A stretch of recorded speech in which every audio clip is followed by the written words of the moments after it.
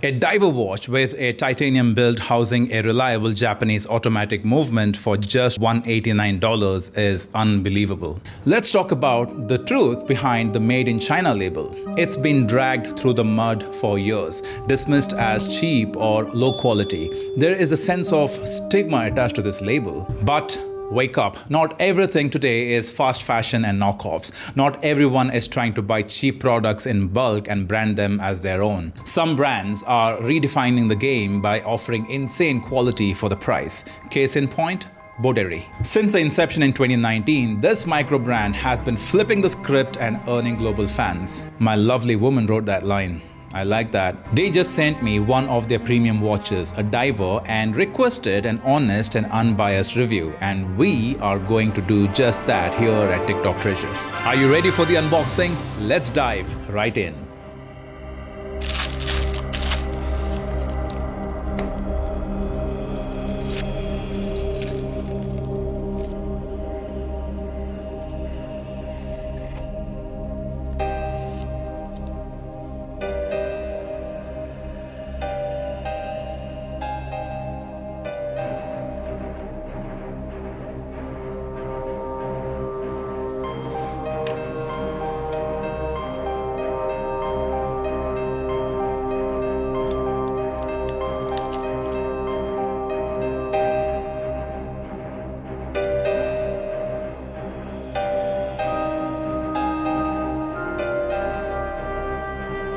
Namaste everybody, welcome back to TikTok Treasures. We hope you've had a wonderful start to the new year.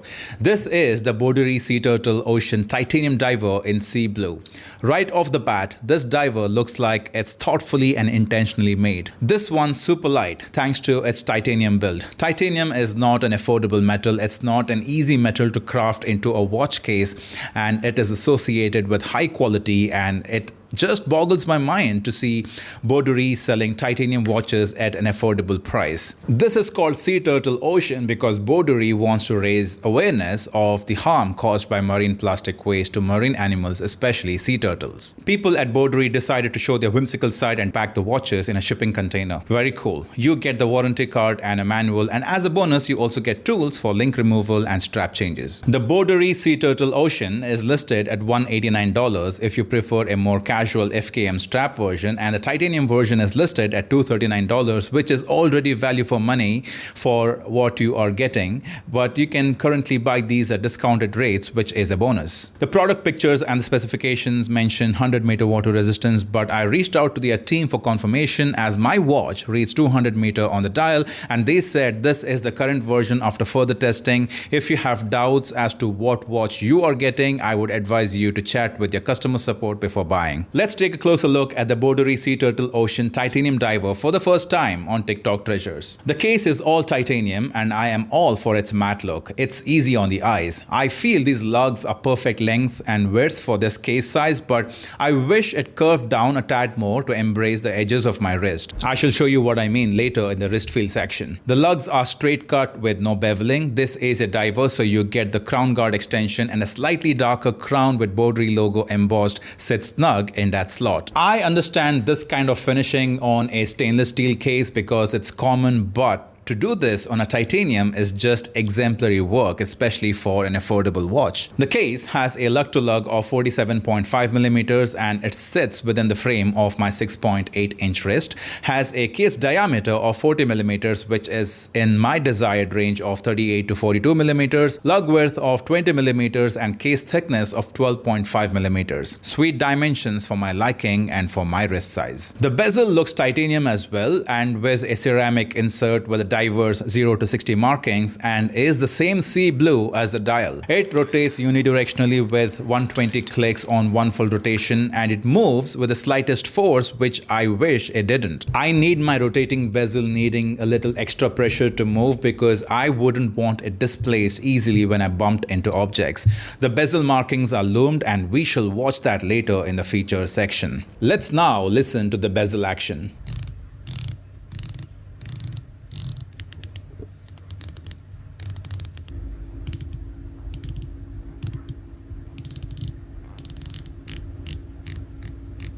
That is not as crisp sounding as I expected it to be and as soft, possibly because of the titanium build. You get a flat sapphire crystal. With sapphire, you can breathe easy because you get a highly scratch resistant surface, but it's not shatterproof. If you drop the watch and the glass breaks or shatters, that's on you. The embossing on the case back represents the model, which is Sea Turtle Ocean. The waves representing the ocean and the sea turtle at the center, well, representing the sea turtles. These two have a subtle polishing to make them stand out against all that matte. The case back has a bottle cap appearance, and that's charming.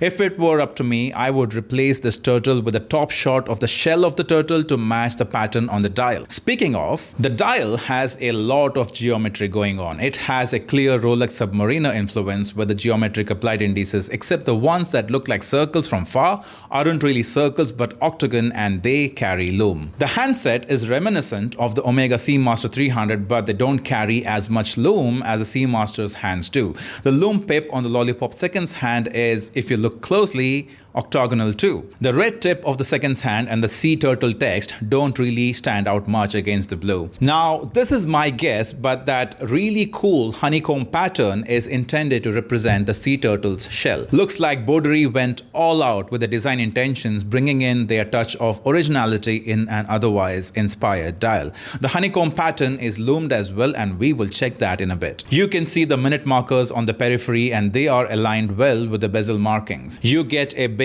date window at the 3 o'clock position that is framed, and how glad am I that this didn't come with a cyclops for that date window. I just hate that. The Sea Turtle Ocean is powered by the popular and reliable Seiko NH35 automatic caliber with 21,600 beats per hour, that's 6 beats per second. With NH35, you also have the hand winding option and seconds hacking for setting accurate time. It's Seiko, it's Japanese, so you know it's reliable. The crown operation is surprisingly smooth. The crown is satisfying to grip because it is large, and the shark teeth pattern carved on it helps a lot. This is a diver with 200 meter water resistance thanks to the screw lock crown and case back. As mentioned earlier, this is the updated version with 200 printed on the dial after further testing.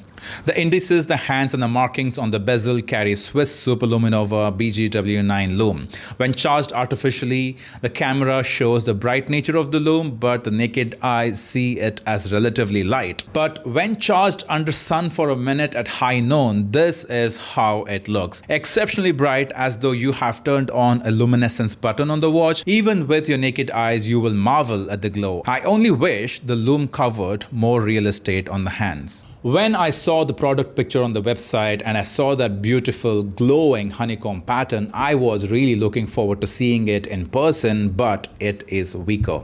The camera only just picks it up, and you will be able to see it when you turn up the ISO on your camera, and the naked eye can barely see it, not as advertised. But on the other hand, I am glad it's not as bright as it is in the picture, because if it were, then it's all lit up, the hands, the indices and the honeycomb pattern, then you wouldn't be able to tell time easily. So I guess it's a good thing. This is the FKM rubber strap, and I am surprised to see Boderry managing to fit this into the overall cost of the watch, because FKM is associated with premium watches and they cost some bucks. These are dense yet supple and have higher resistance to chemicals, heat and oxidation. It's a lighter sea blue compared to the dial, and this contrast is a good thing, adds to the aesthetic appeal. These come with quick release spring bars, so you can change straps on the go without the need for tools. I personally prefer the standard spring bars. Boderry also sent me this titanium bracelet, and I'm going to now switch to it.